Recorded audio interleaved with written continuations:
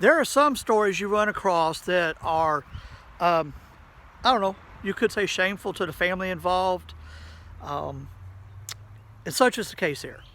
So yesterday was Memorial Day, and I thought I would get on the motorcycle, come to the cemetery, find two veterans, find out their life story basically, and do a story on them. So I did that. As far as I found the tombstones I wanted to use. Now, this one I'm going to tell you now, and then the other one I did, I'll provide a link below that you can go see it too.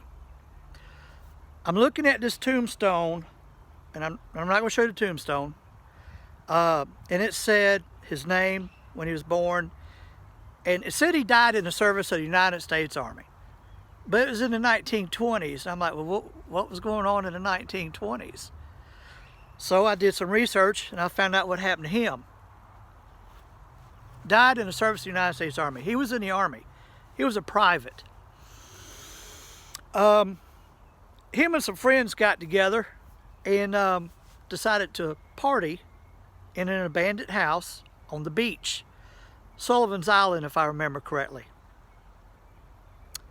I'm assuming, okay, and I'm doing a little bit of assuming here, but I've lived life. I know a few things. I know how things go. And I put pieces together to make a puzzle complete.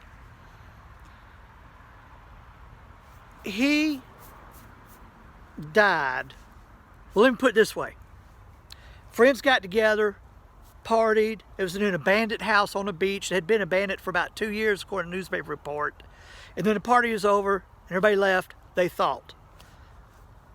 Later, they found a skull that had been burned up in the house, and he was missing. So 2 and 2 was put together. He burned up in the house. Then he was buried here. So I'm thinking, well, what happened was his buddies got together, they partied. Hey, I've done the same thing. Get together, party with your buddies, and then everybody just kind of left. They may have left him there passed out, or he may have said, well, I'll leave in a little bit. Maybe smoked him a cigarette and passed out, and burnt the house up with him in it, the abandoned house with him in it. It's a tragic story, and I'm not throwing stones. It could have easily happened to me, but it's a tragic story nonetheless. So what was his name? I'm not going to tell you. I'm not even going to show you his tombstone. Just in case, I mean, this happened almost 100 years ago. Just in case there is family, I just don't want to dishonor the man.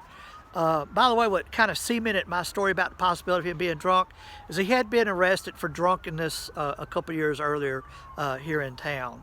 So in the newspaper wasn't very kind. Well, it was backhanded kind of a kind, I guess, when they said that he was, though he had many faults, he was very well loved by his friends and family. Of course, that made me look even harder, and that's when I found out that he had been arrested for public drunkenness a couple years later. So, anyway, that's the end of the story.